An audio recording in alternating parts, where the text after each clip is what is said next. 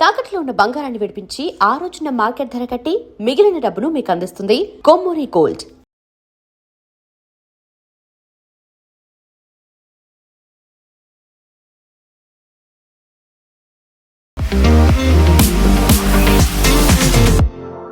సుభాష్ చంద్ర బోస్ 129వ జయంతి ఈ రోజు.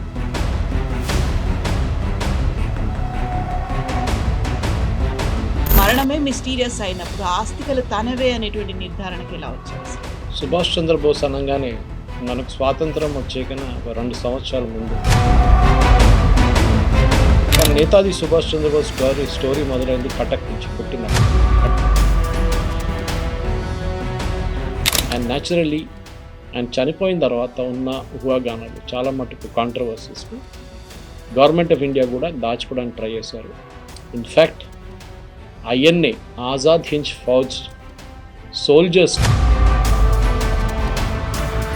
ఎగ్జాక్ట్లీ ఆయన జర్మనీకి ఏంటి, జపాన్కి ఏంటి ఆ సంబంధం ఏంటి, అక్కడ నుంచి భారతదేశం కోసం పోరాడడం ఏంటి అనేది. సో గవర్నమెంట్ ఆఫ్ ఇండియా 2 కమిషన్లు పెట్టారు ఆ టైంలో. ఒకటి షానవాజ్ కమిటీ, ఒకటి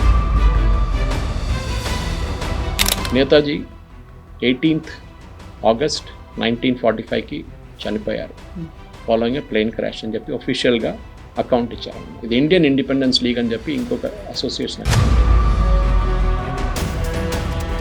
ఆయన ఏం చెప్పారంటే, నేను నా జీవితం ఎండ్ దాకా చూసుకుంటాను, ఈ remains it will be here. So ఆ కంక్లూజన్ అనేది అనితా బోస్ అయినా ఎలా వచ్చారు? అనితా బోస్ అదే అంటున్నాను, డిఎన్ఏ టెస్ట్ చేద్దాం. డిఎన్ఏ టెస్ట్ చేస్తే ఒకసారి అది కన్ఫర్మ్ అయిపోతుంది. జస్ట్ థింక్ ఆఫ్ ఇట్, ఒక పొజిషన్లో డిఎన్ఏ టెస్ట్లో నెగటివ్ వస్తే ఏం చేస్తారు, ఏమవుతుంది?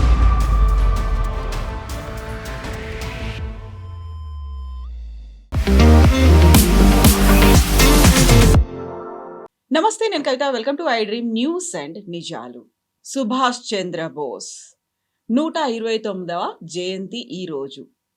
అసలే మిస్టీరియస్గా ఉన్నటువంటి మరణానికి సంబంధించి సుభాష్ చంద్రబోస్ కూతురు జపాన్లో ఉన్నటువంటి రెంకోజీ ఆలయంలో ఉన్న తన అస్థికలని తీసుకురావాలి, చితాభస్మాన్ని తీసుకురావాలి అనేటువంటి సరికొత్త డిమాండ్ చేస్తున్నారు. కనీసం ఇప్పటికైనా తనకు ప్రాపర్గా అధికారికంగా అంత్యక్రియలు జరపాల్సినటువంటి అవసరం ఉంది అనేది బోస్ తనయ చెప్తున్నటువంటి మాటలు ఇవి. యాక్చువల్గా సుభాష్ చంద్రబోస్ అనగానే మిస్టీరియస్ డెత్ గురించి ఎందుకు మాట్లాడతారు?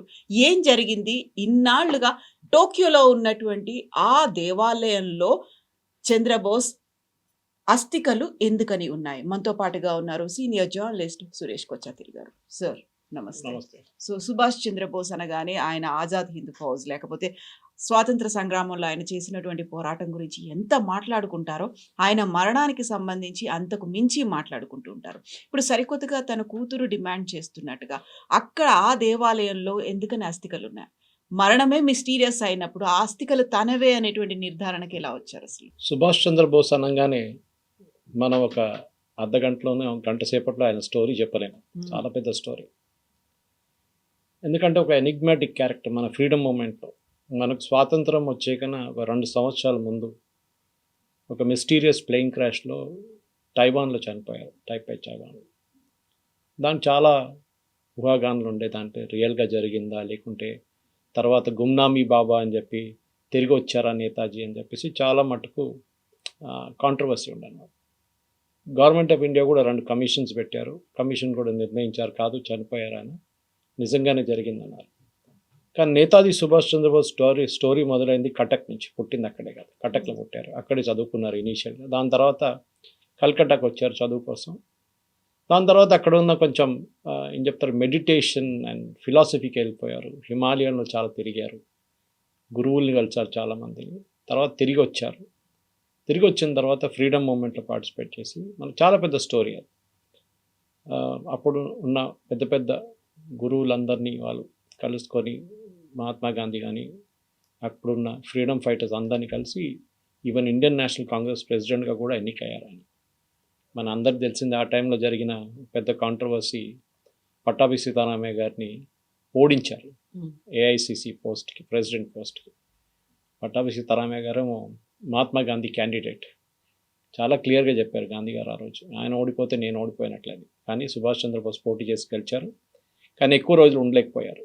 బికాస్ కాంగ్రెస్ నుంచి ఉన్న పాలిటిక్స్ ఆయన్ని అక్కడి నుంచి పార్టీ నుంచి బయట చేస్తారు. ఆయన పార్టీ నుంచి రాజీనామా చేసి ఈ కేమ్అవుట్ అండ్ ఫార్వర్డ్ బ్లాక్ అని చెప్పి ఒక ఇప్పుడు కూడా ఉంది ఆ పార్టీ సెటప్ చేశారు.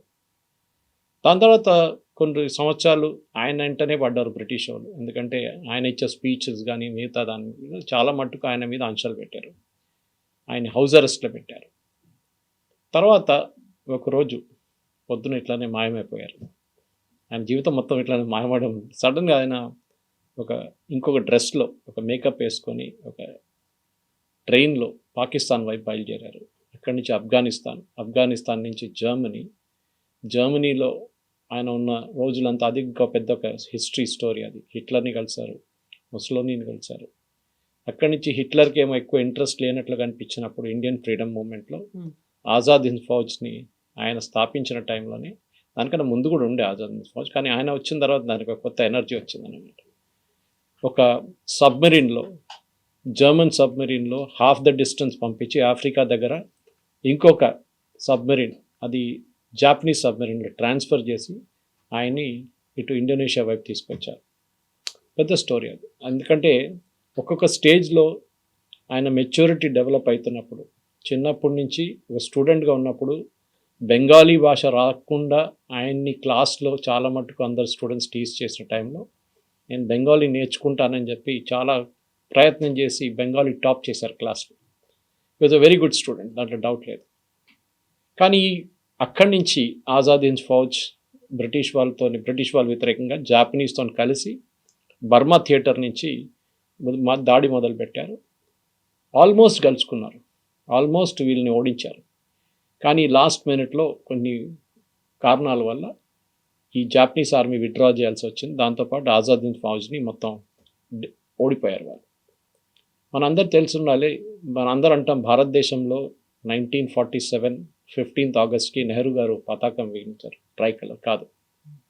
It happen before, maybe not tricolour, Indian national flag అని ఉండొచ్చు. ఇండియన్ ఒక పతాకాన్ని అండమాన్స్లో సుభాష్ చంద్రబోస్ గారు raised that I think somewhere in the 1930s. And Andaman Nicobar పేర్లు కూడా మార్చేశారు. సో సుభాష్ చంద్రబోస్ అనగానే చాలా ఒక కలర్ఫుల్ క్యారెక్టర్. అండ్ న్యాచురల్లీ ఆయన చనిపోయిన తర్వాత ఉన్న ఊహాగానాలు చాలా మటుకు కాంట్రవర్సీస్ని గవర్నమెంట్ ఆఫ్ ఇండియా కూడా దాచుకోవడానికి ట్రై చేశారు.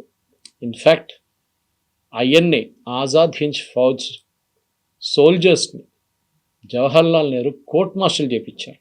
ఆలోచించండి, అంటే వాళ్ళ మీద లీగల్గా చర్యలు చేయించారు. ఎందుకంటే భారతదేశం వ్యతిరేకంగా పోరాటం చేశారని చెప్పి జవహర్లాల్ నెహ్రూ రెడ్ ఫోర్ట్లో చాలామంది లీడింగ్ ఐఎన్ఏ ఆఫీసర్స్ని ఒక ట్రయల్ చేయించారు. దాని తర్వాత దాన్ని డిస్బాండ్ చేయాల్సి వచ్చింది. కొంతమందికి శిక్షణ కూడా పడింది, కానీ దాని తర్వాత it was a big controversy. తో నెహ్రూ కూడా పక్కన జరిపోయారు దాని నుంచి. సో ఐఎన్ఏ ఇప్పుడు కూడా ఐఎన్ఏ వాళ్ళ చాలామంది వాళ్ళ గ్రాండ్ చిల్డ్రన్ కానీ వాళ్ళ ఇప్పుడు కూడా పెన్షన్ వస్తున్న చాలామంది ఉంది, వాళ్ళు ఇప్పుడు కూడా దాని గురించి మాట్లాడుతూ ఉంటారు. సుభాష్ చంద్రబోస్ అనగానే బహుశా పటేల్ గారు లాగా మాట్లాడుతున్నట్టు ఆయన మన ప్రధానమంత్రిగా ఉండి మన దేశం ఎట్లా ఉంటుండే. కానీ చాలామంది ఆయన్ని ఒక హిట్లర్ని కలిసిన తర్వాత ఒక నెగటివ్ లైట్లో చూస్తున్నారు. ఎందుకు హిట్లర్ని కలిశారు, ఎందుకు జాపనీస్తో కలిశారు సెకండ్ వరల్డ్ వార్ టైంలో, ఎందుకు భారతదేశం మీద దాడి చేయాల్సి వచ్చింది.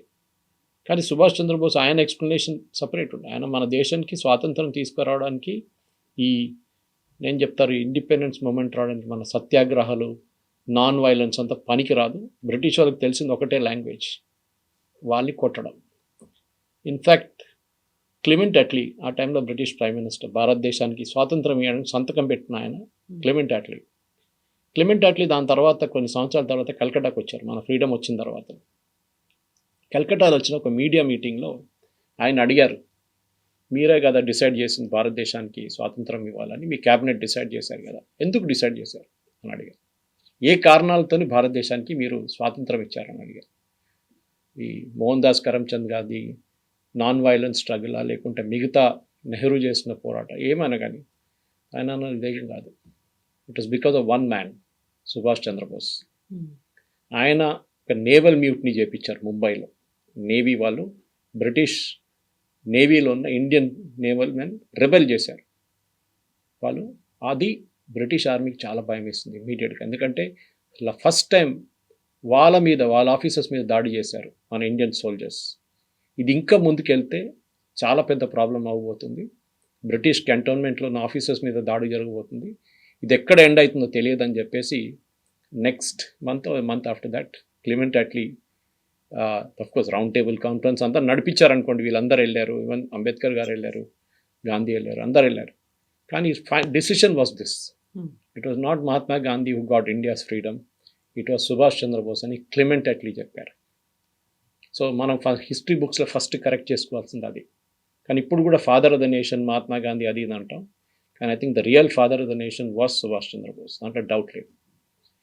సార్ ఇప్పుడు ఒక కాంట్రవర్సీ, ఆయన చనిపోయిన తర్వాత అప్పుడు జరిగిన దాంట్లో ఎయిర్ క్రాష్ కూడా మనకు తెలిసింది. ఆయన యాక్చువల్లీ ఎయిర్ క్రాష్ నుంచి బయటకు వచ్చారు. ఆయన వచ్చి కంప్లీట్ ఆయిల్లో ఉన్నారు. ఆయన ఆ ఆయిల్తోనే మంట పట్టుకుంది ఆయన బాడీ మీద. అప్పుడు దాకా if you just walked away, ఒక 5 నిమిషాల ముందే బయటకు వచ్చేస్తుండే పాసిబ్లీ బతుకుతుండే. కానీ ఆ ఆయిల్ మొత్తం అక్కడ ఫ్యూయల్ అంతా ఆయన బాడీ మీద ఉండే. నడుచుకుంటూ బయటకు రాగానే ఏదో ఒక ఫ్లేమ్ నుంచి వచ్చి ఆయన మీద మొత్తం మంట పట్టుకుంది. అండ్ ఈ వాజ్ కాన్షియస్. ఆపరేషన్ థియేటర్లో తీసుకెళ్ళినప్పుడు అక్కడ ఆపరేట్ చేసిన డాక్టర్లు కూడా చెప్తున్నారు ఆయన మాట్లాడారు, కరెక్ట్గా మాట్లాడారు, సెన్సిబుల్గా మాట్లాడుతున్నారు. కానీ ఈ పాస్ట్ అవే ఆఫ్టర్ దట్. దాని తర్వాత ఆయన బాడీని క్రిమేట్ చేశారు. అక్కడ మొదలవుతుంది ఈ స్టోరీ. సో మీరు అడిగిన దానికి ఎందుకు జపాన్ తీసుకెళ్లారు, ఒకటి సుభాష్ చంద్రబోస్ హ్యాడ్ అఫినిటీ, జపాన్తోని చాలా మంచి అఫినిటీ ఉండే ఆయనకి.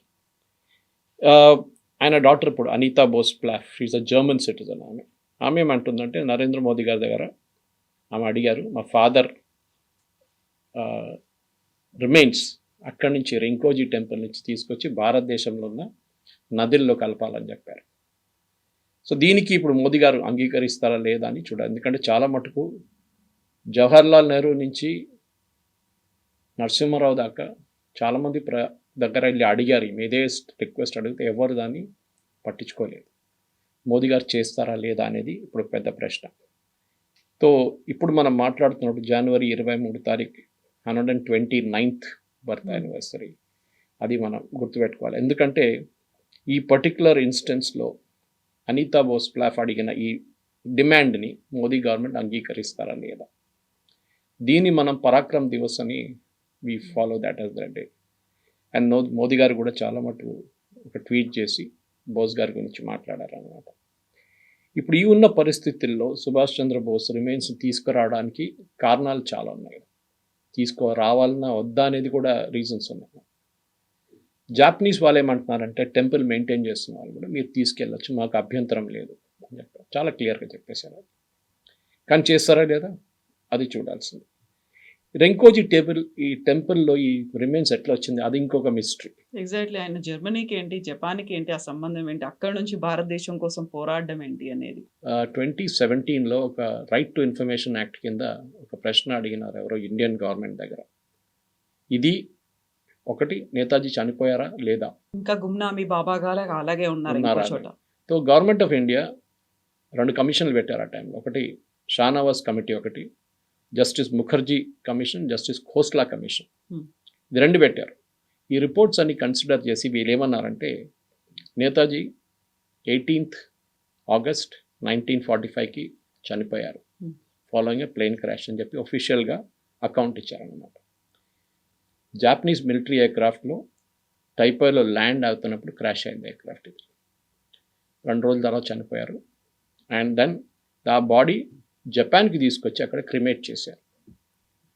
అప్పుడు Indian independence league, Tokyo Indian independence league, not to be confuse with Azad Hind Fauj, వాళ్ళు సపరేట్. ఇది ఇండియన్ ఇండిపెండెన్స్ లీగ్ అని చెప్పి ఇంకొక అసోసియేషన్ అక్కడ ఉండే. వాళ్ళు ఏం చేశారంటే ఈ రిమైన్స్ అన్ని తీసుకెళ్ళి యాషెస్ తీసుకెళ్ళి రెంకోజీ టెంపుల్లో పెట్టారు. అక్కడ ఒక మెమోరియల్ సర్వీస్ కూడా చేశారు వాళ్ళు. ఇప్పుడున్న ఒఫీషియల్ డాక్యుమెంట్స్ ప్రకారం కవిత గారు ఈ రిమైన్స్ని రెంకోజీ టెంపుల్ నుంచి రిసీవ్ చేసిన మనిషి ఆ టైంలో రెవరెండ్ క్యోజీ మ్యోచికి ఆయన రిసీవ్ చేశారు. This the priest of the temple అన్నమాట. ఆయన ఏం చెప్పారంటే నేను నా జీవితం ఎండ్ దాకా చూసుకుంటాను ఈ రిమైన్స్ని, ఇట్ విల్ బి హియర్. కానీ ఎప్పుడైనా భారతదేశం వాళ్ళ గవర్నమెంట్ అడిగితే నేను వాళ్ళకి అప్పగిచ్చేస్తాను ఇది అని చెప్పారన్నమాట. సో ఎవ్రీ ఇయర్ ఇప్పుడు కూడా ప్రతి సంవత్సరం నేతాజీ గారి మెమోరియల్ సర్వీస్ నడుస్తుంది. ఆయన చనిపోయిన రోజు అక్కడ వీళ్ళందరూ వస్తారు, ఇండియన్ ఎంబసీ ఆఫీషియల్స్ వస్తారు. అది కాకుండా in fact the government of India ఈ రెంకోజీ టెంపుల్ని మెయింటైన్ చేయడానికి కూడా డబ్బులు ఇస్తారు. ఆర్టీఏ ప్రకారం అప్పుడు కూడా ఒక ఆర్టీఏ తీసుకుంటున్న ఒక ఫైలింగ్లో 2005లో అనుకుంటాను, 67 నుంచి 2005 దాకా ఆల్మోస్ట్ 52 లక్షల రూపాయలు మనం ఖర్చు పెట్టాం టు మెయింటైన్ ద టెంపుల్. ఇంకొంచెం అంత పెద్ద అమౌంట్ ఏం కాదు. ఇప్పుడు మనం 2026లో ఉన్నాం. So another you can add 20 more years to it అనమాట. కానీ దీన్ని తీసుకురావడానికి బోస్ గారు రిమైన్స్ తీసుకురావడానికి ట్రై చేస్తారా లేదా అనేది ఒక సీక్వెన్స్ ఉంది, నేను చెప్తాను. ఈజీగా తీసుకెళ్ళిపోవచ్చు అనేది ఆయన చెప్పిన తర్వాత ఇన్నేళ్ళు ఎందుకు పట్టింది అనేది 1950s నెహ్రూ గారు అప్పుడు గవర్నమెంట్ ఆఫ్ ఇండియా బోస్ని ఆషెస్ని తీసుకురావడం భారతదేశానికి అని చెప్పి ఒక ప్రపోజల్ వచ్చిందనమాట. కానీ వాళ్ళ ఫ్యామిలీ అంగీకరించలేదు ఆ టైంలో. వాళ్ళు అన్నారు చనిపోలేదు, ఇంకా బతుకున్నారని. That is the point of dispute. ఆ టైంలో ఫ్యామిలీ అంగీకరించట్లేదు, లేదు బోస్ ఇంకా ఈ సర్వైవ్ ద క్రాష్, ఇది ఒక కాన్స్పిరసీ థియరీ అని చెప్పి ఈ 2 కమిషన్లు ఇదేం పనికిరావు అని చెప్పారనమాట. దాని తర్వాత చాలా మటుకు జాపనీస్ గవర్నమెంట్ కూడా ఢిల్లీని అప్రోచ్ అయ్యారు. మన గవర్నమెంట్ ఆఫ్ ఇండియా ఢిల్లీలో అప్రోచ్ అయ్యి మీరు తీసుకెళ్ళండి, ఇట్ ఇస్ యువర్ ప్రాపర్టీ, మీరు తీసుకెళ్ళండి.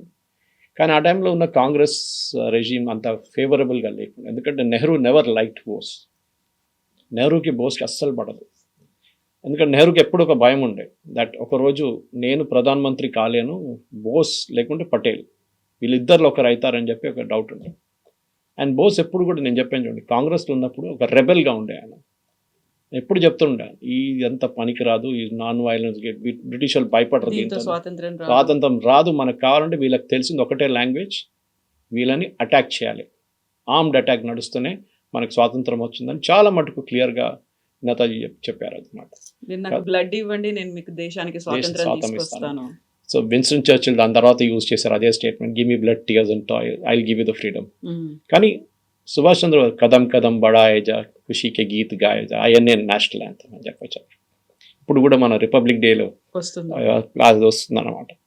దాని తర్వాత చాలా మటుకు ట్రై చేశాను, కానీ కాంగ్రెస్కి నెహ్రూ గారు ఉన్నప్పుడు దాకా అసలు ఇంట్రెస్ట్ లేకుండే. ఇన్ఫ్యాక్ట్ ఈవెన్ ఇందిరాగాంధీ టైంలో కూడా ట్రై చేశారు. దానికన్నా ముందు మొరార్జీ దేశాయ్ 79లో మొరార్జీ దేశాయ్ గారు ప్రధానమంత్రిగా ఉన్నప్పుడు ఒక జాపనీస్ మిలిటరీ ఇంటెలిజెన్స్ ఆఫీసర్, ఆయనకి ఐఎన్ఏతో సంబంధం ఉండే ఆ టైంలో, ఆయన వచ్చి కలిసి ఈ రిమైన్స్ తీసుకెళ్ళండి రెంకోజీ టెంపుల్ నుంచి అని చెప్తే he was very positive. Because after all non Congress, Morarji was a Congress man, but still ఆయన ఏమంటే ఐఎమ్ రెడీ అన్నారు. కానీ దాని కొన్ని రోజుల తర్వాతనే ఆయన పోస్ట్ పోయింది, ఆయన రిజైన్ చేయాల్సి వచ్చింది. మళ్ళీ అక్కడ ఆగిపోయింది అనమాట. ఇది ఇండియా టుడే మ్యాగజైన్లో మీకు ఈ రిపోర్ట్ కనిపిస్తుంది. యాక్చువల్లీ ఆ టైంలో నేను ఇండియా టుడే ఆర్కైవ్స్ తీస్తే దాంట్లో ఈ రిపోర్ట్ ఉందన్నమాట. దాని నుంచి నేను తీసుకున్న డీటెయిల్స్. దాని తర్వాత ఇందిరాగాంధీ గారు ఉన్నప్పుడు కూడా ఈ ట్రై చేశారు. జాపనీస్ ఆర్మీ ఆఫీసర్స్ వచ్చి that Japan ship building industry వాళ్ళ చైర్మన్ ఒకరు ఉన్నారు, రియోచి సగవాసా అని. ఆయన ఈ will ready to bear the cost, అంటే జపాన్ నుంచి ఇక్కడ తీసుకురావడానికి మీకు డబ్బులు లేదా, మీరు ఇంట్రెస్ట్ లేకుండా మా షిప్ బిల్డింగ్ ఇండస్ట్రీ వాళ్ళు రెడీగా ఉన్నారు. They were so attached. Japanese అంటే వాళ్ళకి నేతాజీ అనగానే చాలా రెస్పెక్ట్ ఉన్నాయి. సో ఇది తీసుకెళ్ళండి, కావాలంటే మేమే అది తీసుకొస్తాము, ఇక్కడ కావాలంటే పర్మనెంట్గా మేము ఒక బిల్డింగ్ కూడా కట్టిస్తాం, మెమోరియల్ కట్టిస్తాం ఢిల్లీలో అని చెప్పారు. కానీ ఇందిరాగాంధీ అది పట్టించుకోలేదు. Because again she was like a father. Bose అంటే ఒక నాన్ ఎంటిటీ వాళ్ళ ఫ్యామిలీలో. దాని తర్వాత నరసింహరావు గవర్నమెంట్కి వచ్చినప్పుడు కవిత గారు తర్వాత కూడా ఇది మళ్ళీ రెంకోజీ టెంపుల్ నుంచి తీసుకురావాలని చెప్పి ప్లాన్ పెట్టారు 1997లో. కానీ అది అప్పుడు కూడా క్యాన్సిల్ అయిపోయింది. అది ఇన్ఫ్యాక్ట్ అనితా ప్లస్ ఆ టైంలో ప్రణబ్ ముఖర్జీ గారిని కలిసారు. ఈ was the foreign minister then. ఆయన కలిసి అన్నారంట, అప్పుడు జర్మనీకి వెళ్ళినప్పుడు ఒకసారి కలిసి ఇట్లా మనం రిమైన్స్ తీసుకురావడం అంటే అడిగారు. ప్రణబ్ ముఖర్జీ గారు అడిగారు, మీరు రెడీ ఉంటే తీసుకొస్తారంటే I need to consult the family అని చెప్పారు. కానీ ఎందుకంటే ఈ బోస్ వాళ్ళ ఫ్యామిలీ అప్పుడు కూడా ఒక కన్సెన్సస్కి రాలేకపోయారు. కొంతమంది ఎస్ అన్నారు, కొంతమంది నో అన్నారు, కొంతమంది అక్కడే ఉన్నాయండి అది అన్నారు. సో అక్కడే షెల్వ్ అయిపోయింది అనమాట. అది 1998లో మళ్ళీ అనిత మెట్ ఇందర్ కుమార్ గుజరాల్, అప్పుడు ప్రధానమంత్రిగా ఉన్నప్పుడు ఆయన గెలిచారు. ఆయన దాని తర్వాత లెటర్ రాసి ఆయన దగ్గర అడిగారంట, ఇది తీసుకొద్దామా అక్కడి నుంచి అని. కానీ గవర్నమెంట్ తీసుకురావడానికి అరేంజ్మెంట్ చేస్తామని చెప్పి చెప్పారు. వాళ్ళు కూడా దట్ ప్లీజ్ డూ ఇట్ అని రిక్వెస్ట్ చేశారు.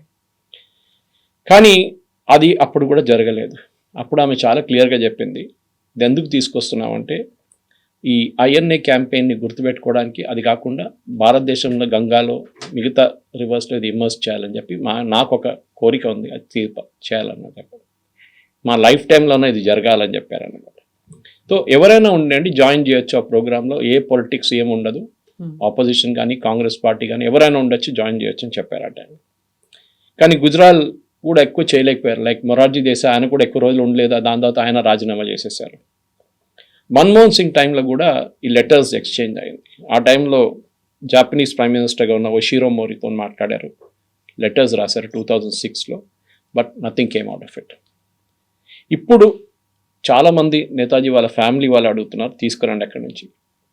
ఇన్ఫ్యాక్ట్ నేతాజీ యంగర్ బ్రదర్ ఆ టైంలో ఇందిరాగాంధీ హయాంలో శైలేష్ బోస్ ఆయన ఒక ఆర్డర్ రాయమన్నారు, అంటే స్పెసిఫిక్గా ఒక order not to bring the remains వద్దని చెప్పండి. వాళ్ళ ఫ్యామిలీలో కూడా స్ప్లిట్ ఉంది, ఎందుకంటే దేర్ ఇస్ నో ప్రూఫ్ అది ఆయనదే అనేది.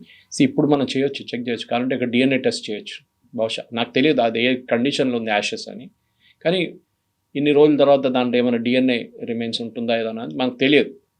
బహుశా అది కూడా చేస్తే అది కొంచెం క్లారిఫికేషన్ వచ్చేస్తుంది. ఆ టైంలో డిఎన్ఏ ఫీల్డ్ అంత అడ్వాన్స్గా లేకుండే, చనిపోయిన టైంలో చాలా బేసిక్ ఉండే ఆ టైంలో. సో ఎస్ తీసుకురావాల్సింది ఏదైనా, కానీ మనకు ఒక ఎమోషనల్ అటాచ్మెంట్ ఉంది. దాని తర్వాత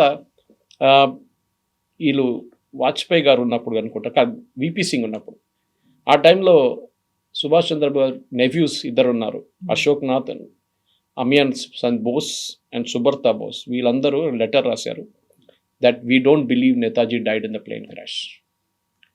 సో మళ్ళీ వీళ్ళు అంగీకరించకపోవడమే దాంతోనే ఇది ఇట్లా నడుస్తుంది అన్నమాట. దాని తర్వాత మళ్ళీ అనితా మెట్ 2007లో డాక్టర్ సింగ్కి రాసి ఇది తీసుకురావాలి మా ఫాదర్. సో వాళ్ళ ఫ్యామిలీలోనే ఒక చిన్న డివిజన్ ఉందన్నమాట. దాని తర్వాత అనిత రోడ్ టు ద, ఆమె ఒక లెటర్ రాసింది ఎవరికి, మన రెంకోజీ టెంపుల్లోనే చీఫ్ ప్రీస్ట్కి లెటర్ రాసి దట్ నేను తీసుకొస్తాను మా ఫాదర్ రిమైన్స్, వీళ్ళు ఇండియాకి తీసుకెళ్ళకపోతే నాకు ఇచ్చేసేయండి, I will keep it with me అన్నారు. కానీ డెఫినెట్లీ ఎందుకంటే ఆమె థ్యాంక్స్ కూడా చెప్పింది, ఇన్ని రోజులు చూసుకున్నారు మీరందరూ మా ఫాదర్ రిమైన్స్ని.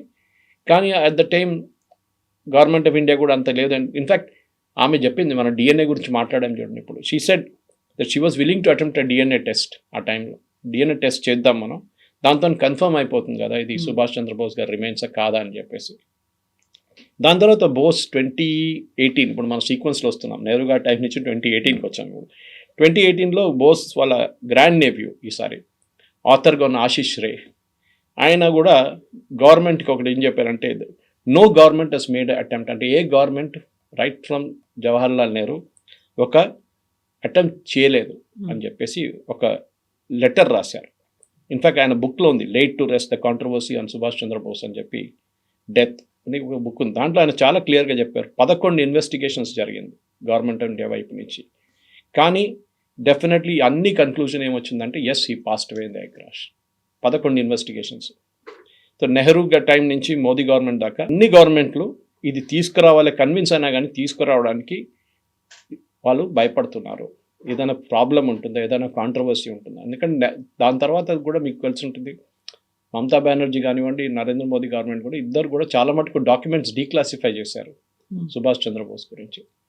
ఆ పరిస్థితి ఇప్పుడు మోదీ గవర్నమెంట్ ఏం చేయబోతున్నారు అనేది ఉంటుంది. ఇప్పుడు నరేంద్ర మోదీ గారు 2014 ఎలక్షన్ కన్నా ముందు ఆయన గుజరాత్ ముఖ్యమంత్రి ఉన్నప్పుడే ప్రామిస్ చేశారు, నేను వస్తే తీసుకొస్తాను రిమైన్స్ అని చెప్పేసి. బట్ ఆయన చేసిన తర్వాత కూడా, అనిత మాట్లాడిన తర్వాత కూడా ఇప్పుడు కూడా ఫ్యామిలీ కొంతమంది వ్యతిరేకిస్తున్నారు దాన్ని.